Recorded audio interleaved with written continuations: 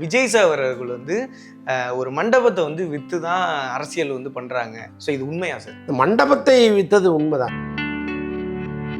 இப்போ கமல்லாம் வந்து ஒரு குருட்டு தைரியத்தில் உள்ள வந்து நிறைய கடன் வாங்கி இருக்கிற சொத்தெல்லாம் விற்று தான் கட்சி நடத்தினார். ஒரு முறை ஒரு கோயம்புத்தூர் தொகுதிக்கு போயிட்டு வந்தாருன்னா 50 லட்ச ரூபா செலவாகும்.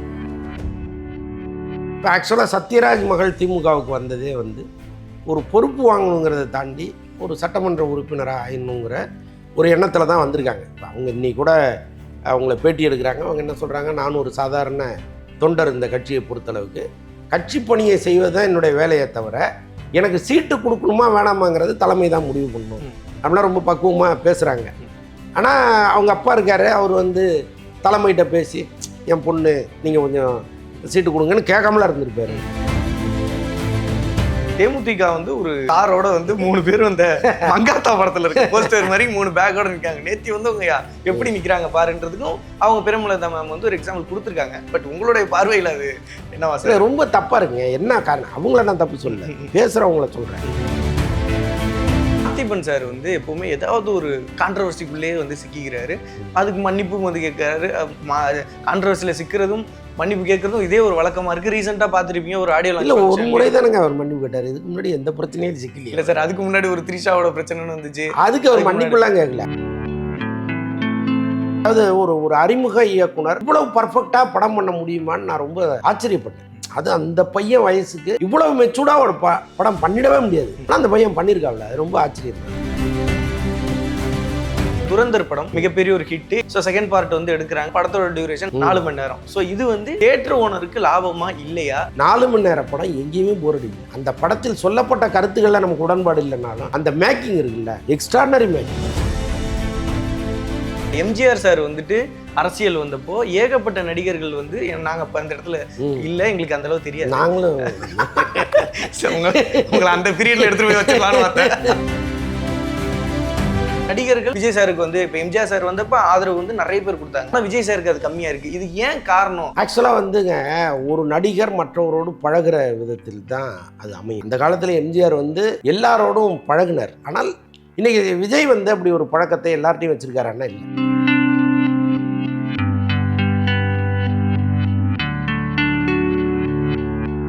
கலர் கண்ணாடி வியூவர்ஸ் எல்லாருக்கும் மிகப்பெரிய ஒரு வணக்கம். இன்னைக்கு வந்து சோஷியல் மீடியா ஃபுல்லாக நிறைய பிரச்சனைகள் வந்துட்டு போயிட்டு இருக்கு. சினிமா சார்ந்தும் அரசியல் சார்ந்தும் வந்து போயிட்டு இருக்கு. ஸோ இதில் பற்றி நிறைய கேள்விகள் வந்து நம்மளுக்கு வந்து முன்வைக்கிறாங்க. ஸோ இதை பற்றி நம்மள்ட்ட தெளிவாக பேசுறதுக்காக வந்திருக்காங்க. ஸோ மூத்த பத்திரிகையாளர் அந்தரன் அவர்கள். சார் வணக்கம். வணக்கம். எப்படி சார் இருக்கீங்க? நல்லா இருக்கேன். Okay sir. ஃபர்ஸ்ட் எடுத்தோன்னே விஜய் சார் அவர்கள் வந்து ஒரு மண்டபத்தை வந்து விற்று தான் அரசியல் வந்து பண்ணுறாங்க. அவருடைய பணத்தில் ஆரம்பத்திலே இப்போ பிரச்சனைகள் வருது. ஏன்னா இப்போது பெரிய அரசியல் கட்சி வந்து தொடங்குறாங்க அப்படின்னா அந்த விற்கிறதெல்லாம் ஒரு 4-5 வருஷங்கள் கழிச்சு தான் வரும். பட் ஆனால் இனிஷியலில் ஃபஸ்ட்டு ஒரு 2-3 வருஷத்துலேயே இப்படி ஒன்று வருது, ஒரு மண்டபத்தை விற்றுருக்காங்கன்னு சொல்கிறாங்க. ஸோ இது உண்மையா சார்? இந்த மண்டபத்தை விற்றது உண்மைதான். 2 விதமாக சொல்கிறாங்க. ஆக்சுவலாக ஒரு சொத்துக்களை விற்பதற்கு 2 காரணங்கள் சொல்கிறாங்க. ஒன்று வந்து மனைவி சங்கீதாவுக்கு சரிபாதியாக சொத்துக்களை பிரித்து கொடுக்க வேண்டிய சூழ்நிலை இருக்குது. அப்போ சொத்துக்களை வச்சுருந்தா தானே நீங்கள் பிரித்து கொடுக்கணும். அப்போ விற்றுட்டிங்கன்னா பிரச்சனை இல்லை. அது கடைசியாக வந்து விற்கிறீங்களோ அல்லது வேறு யார் பேருக்காவது மாற்றுறீங்களோ அல்லது கட்சி பேருக்கு மாற்றிக்கிறீங்களோ அதெல்லாம் உங்களுடைய சாமர்த்தியம். நாளைக்கு சொத்துன்னு பார்த்தீங்கன்னா இவ்வளோ தான் இருக்குது, அதில் நான் 50% தர்றேன்னு நீங்கள் எஸ்கேப் ஆகிறது ஒன்று, சொத்துக்களை காப்பாற்றுறது. இன்னொன்று வந்து இப்போ இந்த மண்டபங்கள் எல்லாமே 2021 அவர் கொடுத்துட்டார். ஆக்சுவலாக லலித் தான் அந்த மண்டபத்தை பார்த்துக்கிட்டு இருந்தார். மெயின்டெனன்ஸ் வந்து தயாரிப்பாளர் லலித், மாஸ்டர் தயாரிப்பாளர், அவர் தான் பார்த்துட்டு இருந்தார் 2 மண்டபத்தையும். அது இல்லாமல் விஜய்க்கு சொத்துக்களை வாங்கி கொடுக்கறதுலையும் அவர் வந்து முனைப்பாக இருந்தார். என்னென்னா இப்போ விஜய் போய் ஒரு இடத்துல போய் ஸ்பாட் விசிட் பண்ண முடியாது, அப்புறம் பேரம் பேச முடியாது, இது மாதிரி பல சிக்கல்கள் இருக்குது. அப்போ சார் இது ஒரு நல்ல சொத்து, இதை வாங்கலாம், இதில் எந்த பிரச்சனையும் இல்லை, லீகலாக நல்லா இருக்குது அப்படின்லாம் சொல்லி அதை வந்து விஜய்க்கு ஒரு பயனுள்ள விதத்தில் பண்ணுறதெல்லாம் லலித் பண்ணிகிட்டு இருந்தார். அப்புறம் ஒரு கட்டத்தில் இதை வந்து மெயின்டெனன்ஸ் எதுக்கு ஒருத்தர்கிட்ட கொடுத்து அது அப்படியே போயிட்டுருக்கிறது, பேசாமல் அதை அவர்கிட்டே கொடுத்துருவோமேனு முடிவு பண்ணி கொடுத்தது. அது வந்து மணி ஸ்கார்சிட்டி விஜய்க்கும் கிடையாது. லலித் வந்து மண்டபத்தை எழுதி வாங்கிட்டாருன்னு கொஞ்சம் பேர் சொல்கிறாங்க. லியோ படம் வந்து சரியாக போகல, அதனால் மண்டபத்தை எழுதி வாங்கிட்டாருன்னு கொஞ்சம் பேர் பேசுகிறாங்க. அதெல்லாம் உண்மை கிடையாது. ஒரு மியூச்சுவல் அண்டர்ஸ்டாண்டிங்கில் கொடுத்துட்டாரு அவர், அவ்வளோதான். இப்போ அவர் இப்போ தானே எலெக்ஷன் செலவுகளுக்கெல்லாம் அவர் தேவைப்படுது, கட்டாயமாக தேவைப்படும். யாராவது ஒருத்தர் பேக்கிங்கில் இருப்பாங்க. இல்லாமலும் ஒரு அரசியல் கட்சிக்கு யாருமே வர முடியாது. இப்போ கமல்லாம் வந்து ஒரு குருட்டு தைரியத்தில் உள்ளே வந்து நிறைய கடன் வாங்கி இருக்கிற சொத்தெல்லாம் விற்று தான் கட்சி நடத்தினார். ஒரு முறை ஒரு கோயம்புத்தூர் தொகுதிக்கு போயிட்டு வந்தாருன்னா 50 லட்ச ரூபா செலவாகும். கூட வர்ற ஆட்கள் ஒரு 100 பேரை இங்கேருந்தே கூட்டு போகணும் அவர், இல்லைன்னா அங்கே உள்ள ஆட்களை திரட்டி அவங்களுக்கு தேவையானது செய்யணும். அப்போ இந்த மாதிரி பயணங்கள் இதெல்லாம் வந்து பார்த்திங்கன்னா ஒரு முறை போயிட்டு வர்றதுக்கே 50 லட்சம் செலவாகும்னா, அப்போ புதுசாக கட்சி ஆரம்பித்தவர் ஒருத்தர் மாநாட்டு செலவு, சுற்றுப்பயண செலவு, அதுக்கு தான் அவங்க ரோட் ஷோ பண்ணாங்க. மாநாடுன்னு போட்டிங்கன்னா பெரிய செலவாக மாறுது. அப்போ ரோட் ஷோன்னா உங்களுக்கு அது பெரிய செலவு கிடையாது. அப்படின்னு தான் செலவு இல்லாமல் பண்ணிடலான்னு அவங்க பண்ணாங்க. அது ஒரு பெரிய வினையாக மாறுச்சு. எதுக்கு சொல்ல வர்றேன் அப்படின்னா, சொத்துக்களை விட்டு ஒரு செலவு பண்ணுறாரு அப்படிங்கிறது பெருமளவு நம்ம ஏற்றுக்க முடியாது. ஏன்னா ஒரு செல்வாக்குள்ள ஒரு நடிகர் அரசியலுக்கு வந்துட்டாருன்னா அவரை பேக்கிங் பண்ணுறதுக்கு ஒரு கூட்டம் இங்கே ரெடியாக இருக்குது. என்னென்னா நாளைக்கு இவர் அரசியலுக்கு வந்துட்டாருன்னா நமக்கு சாதகமாக இருப்பார் அப்படின்னு அந்த மணல் மாஃபியாக்கள், கிரானைட் மாஃபியாக்கள், இன்னும் பல இல்லீகல் செயல்களை செஞ்சுட்டு இருக்கிறவங்க எல்லாருமே வந்து ஆளுங்கட்சிக்கு ஒரு தொகையை கொடுத்தாங்கன்னா எதிர்கட்சிக்கு ஒரு தொகையை கொடுப்பாங்க. எதிர்கட்சிக்கு ஒரு தொகையை கொடுத்தா அதுலேருந்து ஒரு குறிப்பிட்ட தொகையை இந்த மாதிரி வர்றவங்களுக்கு கொடுப்பாங்க. இதெல்லாம் வந்து எல்லா கட்சியும் வாங்குது. இதெல்லாம் வந்து வெளியில் நாங்கள்லாம் பண்ணல, ரொம்ப பரிசுத்தமாக இருக்கணும்லாம் யார் சொன்னாலும் இவங்க வந்து கொடுத்துக்கிட்டு தான் இருக்காங்க. அப்படி யாரோ ஒருத்தர் பேக்கிங் வந்து விஜய்க்கு பின்னாலும் இருப்பதற்கு வாய்ப்புகள் இருக்குது. சொத்துக்களை ஒருத்தர் விற்றுட்டு செலவு பண்ணாருன்னு வைங்க. இப்போ கட்சிக்காக ஒருத்தர் சொத்தை விற்றுட்டு செலவு பண்ணுறாருன்னா அவரால் நிம்மதியாக தூங்கவும் முடியாது, ஒரு இடத்துல உட்காந்துருக்கவும் முடியாது. இந்த கட்சியை ஜெயிக்க வைக்கணும்னு ஓட ஆரம்பிப்பாங்க. விஜய் எங்கேயோ ஓடுறாரா? அவர் பாட்டாக இருக்கார். எலைட்டாக மக்கள் தானாக வந்து ஓட்டு போடுவாங்க, நம்ம ரொம்ப மெனக்கிட தேவையில்லை அப்படின்னு இருக்கார். அப்போ அது அவருடைய பணம் இல்லைங்கிறத நம்ம ஈஸியாக புரிஞ்சுக்கணும். கண்டிப்பாக சார். அதே நேரத்தில் அவர் வந்து போட்டியிடக்கூடிய தொகுதி வந்து மிகப்பெரிய ஒரு ஹாட் ஸ்டாரான தொகுதியாக வந்து மாறிடுச்சு. ஸோ அதே நேரத்தில் வந்து அங்கே வந்து 2-3 பேர் வந்து போட்டியிட போகிறதா ஒரு சில தகவல் இருக்குது. அது உண்மையானது தெரியல. ஒன்று வந்து சத்யராஜ் சாரோட பொண்ணு அவங்க வந்துட்டு போட்டியிட போகிறாங்கன்னு சொல்கிறாங்க. இன்னொன்று பவர் ஸ்டார் மாதிரியான ஆட்களும் வந்து போட்டியிட போகிறதா வந்து சொல்கிறாங்க. ஸோ இது எந்த அளவு உண்மை, ஸோ இது எதுக்காக நடக்குது அப்படின்றது. இப்போ ஆக்சுவலாக சத்யராஜ் மகள் திமுகவுக்கு வந்ததே வந்து ஒரு பொறுப்பு வாங்கணுங்கிறத தாண்டி ஒரு சட்டமன்ற உறுப்பினராக ஆயிடணுங்கிற ஒரு எண்ணத்தில் தான் வந்திருக்காங்க. இப்போ அவங்க இன்னைக்கு கூட அவங்கள பேட்டி எடுக்கிறாங்க. அவங்க என்ன சொல்கிறாங்க, நானும் ஒரு சாதாரண தொண்டர், இந்த கட்சியை பொறுத்தளவுக்கு கட்சி பணியை செய்வது தான் என்னுடைய வேலையை தவிர எனக்கு சீட்டு கொடுக்கணுமா வேணாமாங்கிறது தலைமை தான் முடிவு பண்ணணும் அப்படின்னா ரொம்ப பக்குவமாக பேசுகிறாங்க. ஆனால் அவங்க அப்பா இருக்கார், அவர் வந்து தலைமையிட்ட பேசி என் பொண்ணு நீங்கள் கொஞ்சம் சீட்டு கொடுங்கன்னு கேட்காமலாம் இருந்திருப்பார். அப்போ பெரம்பூர் தொகுதியை அவங்க தேர்ந்தெடுப்பதற்கு நிறைய வாய்ப்புகள் இருக்குன்னு தகவல்கள் வருது. முக்கியமாக விஜய் மாதிரி ஒரு ஸ்டாரை சத்யராஜ் மகள் மாதிரி ஒருத்தர் அப்படி எதிர்க்கும் பொழுது அவங்களுக்கும் ஏற்கனவே அறிந்த முகமாக மாறிட்டாங்க. சத்யராஜ் தெரிஞ்சவங்கெல்லாம் அவருடைய மகளையும் கட்டாயமாக தெரிஞ்சு வச்சுருப்பாங்க. அப்போ ஒரு ஸ்டார் அந்தஸ்துள்ள ஒரு வேட்பாளரை விஜய்க்கு எதிராக களமிறக்குறோங்கிற ஒரு நம்பிக்கையும் அவங்களுக்கு வரும். இன்னும் சொல்ல போனால் இதை விட பெரிய ஆளை கூட அவங்க இறக்கலாம், போட்டி இன்னும் பலமாகும். பட் அவங்க ஏன் வந்து இப்படி ஒரு முடிவு எடுத்தாங்கன்னு தெரியல. அந்த முடிவு தான் உறுதியானதான்னு நமக்கு தெரியாது. ஆனால் அப்படி ஒரு அரசல் புரசலாக ஒரு தகவல் இருக்குது. பவர் ஸ்டார் சீனிவாசனை பொறுத்தளவுக்கு ரொம்ப கஷ்டத்தில் இருக்கார். அவருக்கு ஏகப்பட்ட பிரச்சனை உடம்புல, மருத்துவத்துக்கு கூட அவர்கிட்ட பணம் கிடையாது. ஒரே ஒரு சொத்து வச்சுருக்கிறாரு, அந்த சொத்தில் ஏகப்பட்ட வில்லங்கம் இருக்குது. அதையும் அவரால் விற்று செலவு பண்ண முடியல. ஸோ அதுதான் இப்போ இருக்கிற சூழ்நிலை. அப்போ இந்த மாதிரி ஒரு ஸ்டார் தொகுதியில் யாரையாவது ஒருத்தரை எதிர்த்து நிற்கும் பொழுது நீங்கள் நிற்காதீங்க, இந்த இவ்வளோ தொகை தரம் வாங்கிட்டு போயிருங்க, பிரச்சனை பண்ணாதீங்க அப்படின்னு சொல்லுவதற்கு வாய்ப்பு இருக்குது. இப்போ அவ்வளோ பெரிய ஆளாக அவர் ஓட்டை கலைச்சிருவாரா அப்படின்னா கிடையாது. அதிகபட்சம் ஒரு 2000 ஓட்டு வாங்க போகிறாரு. இந்த 2000 ஓட்டும் வேல்யூபிளானது. 200 ஓட்டில் ஒரு வேட்பாளர் தோற்று போயிடாருன்னு வச்சுங்க. அப்போ 2000 நீங்கள் இழக்க முடியாதுல்ல. அப்போ எவ்வளவு முடிந்த அளவுக்கு எதிர்கட்சிகளை சமாளிக்க முடியுமோ அப்படி சமாளிக்க கட்சிகள் முடிவு பண்ணும். ஒருவேளை விஜய் கொடுக்குறாரோ இல்லையா, திமுக கூட கொடுக்கும். என்னங்க உங்களுக்கு பிரச்சனை, இந்தாங்க ஹாஸ்பிட்டலில் தானே செலவு தானே நான் பார்த்துக்கிறேன் அப்படின்னு கூட சொல்லலாம். அதுக்காக தான் அவர் நிற்கிறாரு. மற்றபடி அவர் ஜெயிக்கணுங்கிற எண்ணம்லாம் அவருக்கு கிடையாது, ஜெயிக்கவும் முடியாதுன்னு அவருக்கு தெரியும். கண்டிப்பாக சார். அதே நேரத்தில் வந்து பார்த்திபன் சார் வந்து எப்போவுமே ஏதாவது ஒரு கான்ட்ரவர்சிக்குள்ளேயே வந்து சிக்கிக்கிறாரு. அதுக்கு மன்னிப்பும் வந்து கேட்குறாரு. கான்ட்ரவர்சியில் சிக்கிறதும் மன்னிப்பு கேட்குறதும் இதே ஒரு வழக்கமாக இருக்குது. ரீசெண்டாக பார்த்துருப்பீங்க ஒரு ஆடியோ. இல்லை, ஒரு முறை தானங்க அவர் மன்னிப்பு கேட்டார். இதுக்கு முன்னாடி எந்த பிரச்சனையும் சிக்கல. இல்லை சார், அதுக்கு முன்னாடி ஒரு த்ரிஷாவோட பிரச்சனைன்னு வந்துச்சு. அதுக்கு அவர் மன்னிப்புலாம் கேட்கல. அவர் வந்து முதல்ல நான் மன்னிப்பு கேட்டதே தப்புன்னு அப்புறம் சொல்லிட்டார். நீங்கள் என்னை தரக்குறைவாக விமர்சித்து ஒரு ட்வீட் போட்டிருக்கீங்க, அதை நான் கவனிக்கல, அதனால் நான் மன்னிப்பு கேட்டேனே தவிர ஒருவேளை இந்த ட்விட்டை படிச்சிருந்தா நான் கேட்டிருக்க மாட்டேன்னு சொல்லிட்டார். அதனால அது மன்னிப்பு ரகத்தில் வராது. Okay sir. ஆனால் அந்த ஆடியோ லான்ச்சில் நடந்தது தமிழ் ரசிகர்களுக்கு மிகப்பெரிய வந்து ஒரு என்ன சார் இப்படி பேசிட்டாங்க அப்படின்னு ஒன்று இருந்துச்சு. அது சம்மந்தமாக கேட்டாங்க. பட் இருந்தாலும் ஏன் அந்த மேடையில் அதை பேசணும்? அது வந்து கைத்தட்டலுக்காக பேசப்பட்டதா இல்லை வந்து உண்மையிலே மனசுலேருந்து அது வந்து பேசப்பட்டதா அப்படின்றதான் இல்லைங்க. இப்போ எல்லாருமே ஒரு மேடையில் ஏறும் பொழுது எதெல்லாம் சொன்னால் நமக்கு கைத்தட்டல் விழுங்கிற எண்ணத்தோடு தான் போகிறாங்க. அதுவும் பார்த்திபன்லாம் வந்து பக்கா ப்ரிப்பரேஷனோட போவார். இந்த வார்த்தைகளை இப்படி போடணும், இவர் மேடையில் இருப்பார், அவருக்கு இப்படி போடணும், கரெக்டாக பிளான் பண்ணி போவார் அவர்.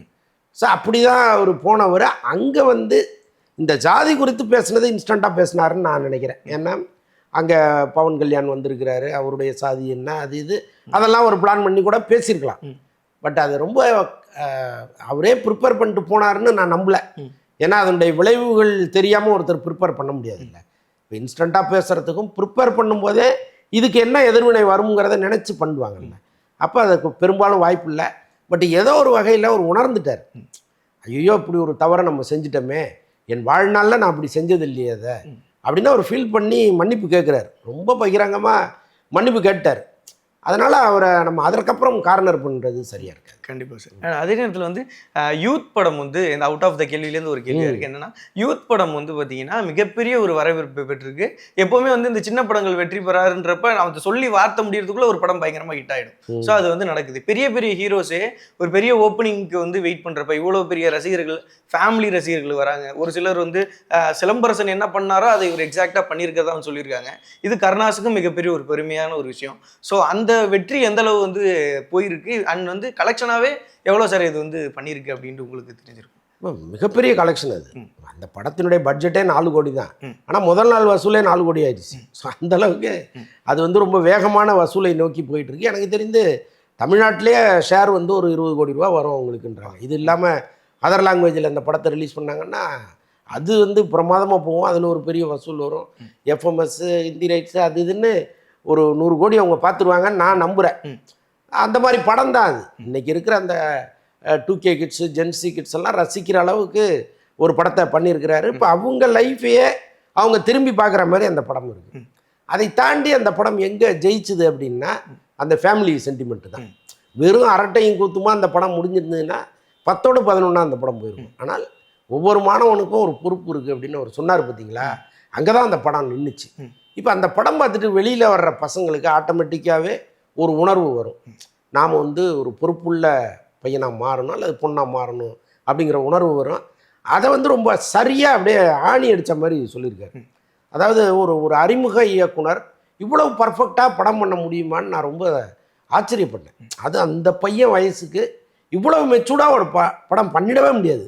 ஆனால் அந்த பையன் பண்ணியிருக்காப்ல, அது ரொம்ப ஆச்சரியம் தான். கண்டிப்பாக சார். அதே நேரத்தில் வந்து கருணாஸ் அவர்களும் அப்படியே கட்டி பிடிச்சி நீ ஜெயிச்சிட்டடா அப்படின்னு சொன்ன மூமெண்ட் ஆகட்டும். அவர் வந்து ஒரு காமெடியன் டு எம்எல்ஏ அப்படின்றது எல்லாருக்கும் தெரியும். பட் ஆனால் இவர் காமெடிலாம் பண்ணாமல் டேரெக்டாக நான் ஹீரோ பண்ணேன்ற அந்த கான்ஃபிடன்ஸ் இருக்குல்ல sir, direction and confidence. So அதை பற்றி என்ன நினைக்கிறீங்கன்னு? இல்லை, இதில் வந்து அவங்க அப்பாவை நம்ம வந்து எவ்வளவு பாராட்டினாலும் தகும். ஏன்னா ஒரு அப்பா தன் மகனையோ மகளையோ தன் இஷ்டத்துக்கு வளைப்பாங்க. இவரை பொறுத்தளவுக்கு அப்படி வரவே இல்லை. அவர் என்ன பண்ணிட்டாரு, உனக்கு கலைத்துறையில் ஆர்வம் இருக்கா போ, படிக்கிறியா போ, ரெண்டுமே உன்னுடைய சாய்ஸ் தான் அப்படின்ட்டாரு. இப்போ அவர் வெற்றிமாறன்ட்ட போனது, அங்கே அவர் கற்றுக்கிட்டது, இது எல்லாமே வந்து ஒரு அப்பாவை தள்ளி நின்று பார்த்துட்டே இருக்காரு. இந்த படத்தை கென் பண்ணத்துக்கும் அவர் காரணம் கிடையாது. கென்னே அவருடைய நண்பர்கள்லாம் சேர்ந்து உட்காந்து ஒரு கதையை ரெடி பண்ணி அவங்களே ஒரு ப்ரொடியூசரை பார்த்து அவங்களே கதை சொல்லி அப்படி தான் அந்த படம் உருவாயிருக்கு. நினச்சிருந்தா அந்த பையன் வந்து அவங்க அப்பாட்ட, அப்பா எனக்கு இத்தனை கோடி வேணும், யாரையாவது சொல்லுங்கள் அல்லது நீங்களே கொடுங்கன்னு வந்து நின்றுருக்கலாம். ஆனால் அந்த பையன் வந்து இல்லை, அப்பாவை நம்ம டிஸ்டர்ப் பண்ணக்கூடாது, நாம் முதல்ல நம்ம காலில் நிற்போன்னு வர்றாரு பாருங்க. அதை ஒரு அப்பா அனுமதிக்கிறாரு பாருங்க. ஸோ இதுதான் இந்த வெற்றிக்கே காரணம். நீங்கள் இழுத்து பிடிச்சிட்டே இருந்தீங்கன்னு வைங்களேன், அந்த பசங்க தேங்கி நின்றுவாங்க. கண்டிப்பாக சார். ஆனால் அதே நேரத்தில் இன்னொரு படம் வந்து எப்போவுமே இந்த கலெக்ஷன்ஸுக்கு தேட்டர் சைடு, ஓனர் சைடு நீங்கள் பயங்கரமாக பேசுவீங்க. ஸோ அதே தான் நானும் இப்போ கேட்க வரேன். ஏன்னா துரந்தர் படம் மிகப்பெரிய ஒரு ஹிட்டு, யாருமே எதிர்பார்க்காத லெவலில் ஒரு ஹிட் ஆகிடுச்சு. ஸோ செகண்ட் பார்ட் வந்து எடுக்கிறாங்க. இந்த படத்தோட ஃபஸ்ட்டு 2 நாள் வந்து உங்களுக்கே தெரிஞ்சிருக்கும் தமிழ் ரைட்ஸ் வரல. அதனால் தேட்டர் ஓனர்ஸ் எல்லாருமே வந்து திருப்பி டிக்கெட்ஸ்லாம் கொடுக்குற நிலைமையில் வர்றாங்க. படத்தோட டியூரேஷன் 4 மணி நேரம். ஸோ இது வந்து தேட்டர் ஓனருக்கு லாபமா இல்லையா அப்படின்றத இந்த படம் ஒரு லாங் ரன் லாபத்தை எடுத்து கொடுக்கும்னு தான் நான் நம்புகிறேன். என்ன காரணம்னா, இப்போ ஒரு படம் 2.5 மணி நேரத்தை தாண்டி போச்சுன்னா தியேட்டருக்காரங்களுக்கு மிகப்பெரிய சிக்கலாகும். என்னன்னா 5 ஷோ போட முடியாது, 4 ஷோ மட்டும்தான் போட முடியும். இப்போ துரந்தர் மாதிரி ஒரு படம் 4 மணி நேரம் படம்னா நீங்கள் ஒரு நாளைக்கு 3 ஷோ தான் போட முடியும், அதை தாண்டி போட முடியாது. அப்போது டிக்கெட்டு செலவு, இப்போ டிக்கெட் வருமானம்ங்கிறது ஒரு ஷோ வருமானம் கட்டாயிரும். அப்புறம் பார்த்திங்கன்னா உங்களுக்கு தேவையில்லாத மின்சார செலவு இந்த 4 மணி நேரம் ஓடும்பொழுது அதுக்கு நீங்கள் எக்ஸ்ட்ரா காசு வாங்க போகிறதில்ல. அரசு என்ன டிக்கெட் நிர்ணயிக்குதோ அதுதான் வாங்க போகிறீங்க. அப்போ அங்கே ஒரு பக்கம் லாஸு. கேன்டீனுக்கு நீங்கள் பெருசாக டைம் கொடுக்க போகிறதில்ல. இப்போ 4 மணி நேரம் படத்துக்கு 2 இன்டர்வல்னா 2 முறை வந்து அவன் பப்ஸ் வாங்குவான்.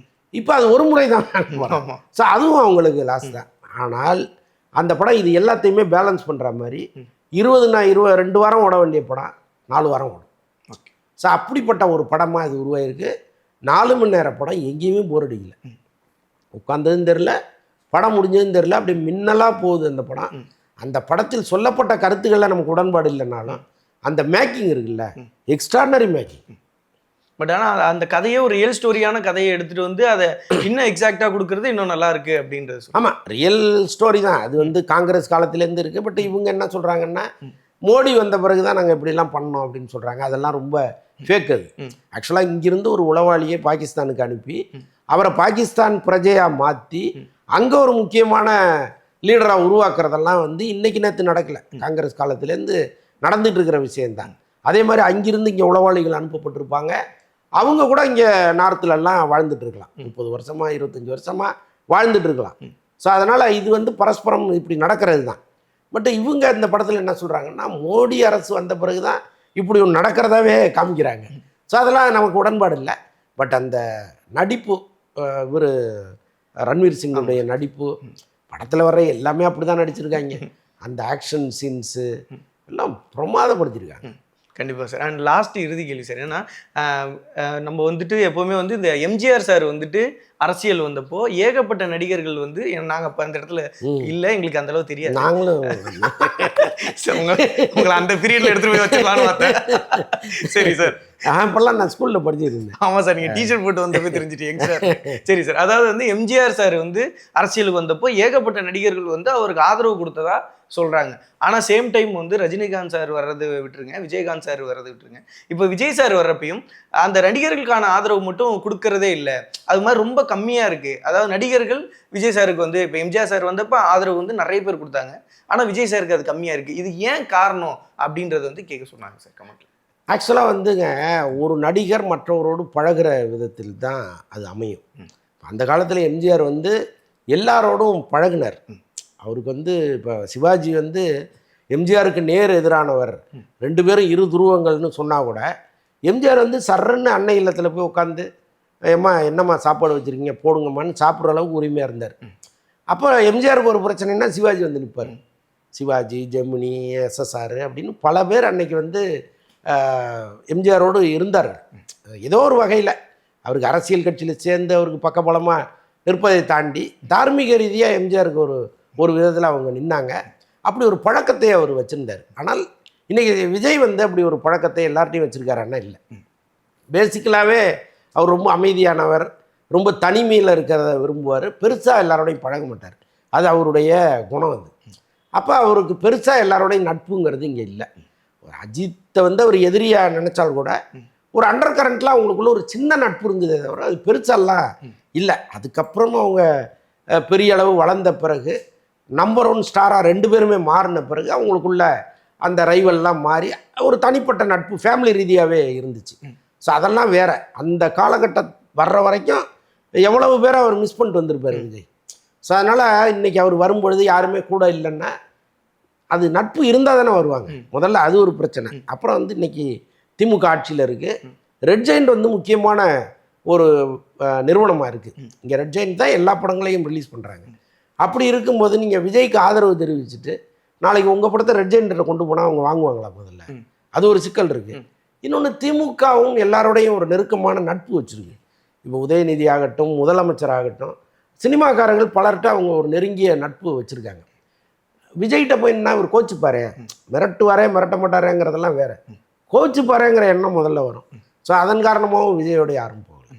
கண்டிப்பா சார். அண்ட் வந்துட்டு எல்லா கேள்வியும் கேட்டு முடிச்சுட்டேன். இருந்தாலும் எனக்கு ஃபைனலா ஒரே ஒரு கேள்வி முடிச்சுட்டு கேட்கலாமா? சொல்லுங்க. என்னன்னா சார், இப்ப ரீசெண்டா நெறைய மீம்ஸ், ட்ரோல் எதுல பார்த்தாலும் வந்து பாத்தீங்கன்னா, தேமுதிக வந்து ஒரு ஒரு காரோட வந்து 3 பேரும் இந்த மங்காத்தா படத்துல இருக்க போஸ்டர் மாரி 3 பேக்கோட நிக்காங்க. நேத்தி வந்து அவங்க எப்படி நிக்கிறாங்க பாருன்றதுக்கும் அவங்க பிரேமலதா மேம் வந்து ஒரு எக்ஸாம்பிள் குடுத்துருக்காங்க. பட் உங்களுடைய பார்வையில அது என்னவா இல்ல, சார்? ரொம்ப தப்பா இருக்குங்க. என்ன காரணம்? அவங்கள நான் தப்பு சொல்லல, பேசுறவங்கள சொல்றேன். ம்.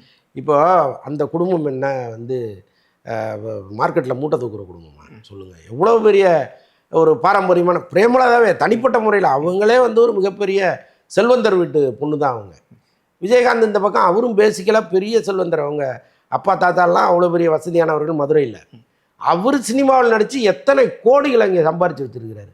எவ்வளோ இடங்கள்ல அவங்களுக்கு சொத்துக்கள் இருக்குது தெரியுமா? அவங்க ஒரு சாதாரண கார் வாங்க முடியாதாங்க அவங்களால? அவங்கள எதுக்கு இப்படி வந்து ஏதோ இவங்க இப்போ தான் வந்து காரையே புதுசாக பார்க்குறாங்க. நம்ம லெவலுக்கு நம்மளே கார் வச்சுருக்கோம். இப்போ அவங்களாம் வந்து கார் வச்சுக்க முடியாதா என்ன? கண்டிப்பா. அதனால் இங்கே பார்க்குற பார்வை வந்து தப்பாக இருக்குது. அப்படி அவங்கள சொல்ல வேண்டிய அவசியமே இல்லை. கண்டிப்பா சார். அண்ட் வந்துட்டு நெறைய நேர்மையான ரொம்ப நல்ல தகவல்களுக்கு மிகப்பெரிய ஒரு நன்றி சார். நன்றி.